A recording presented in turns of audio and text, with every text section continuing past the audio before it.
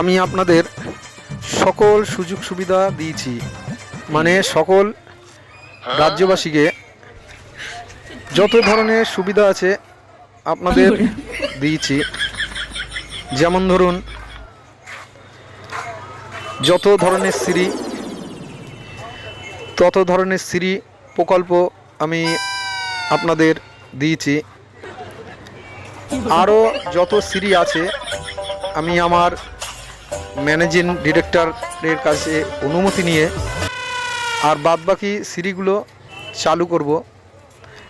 এমনকি যত ধরনের ভাতা বাকি আছে সেই ভাতাগুলো চালু করব। আর ভান্ডার দিচ্ছি, যেমন লক্ষ্মী ভান্ডার, আরও কত কি ভান্ডার যদি দেওয়া যায় সেইগুলো দেব আপনাদের।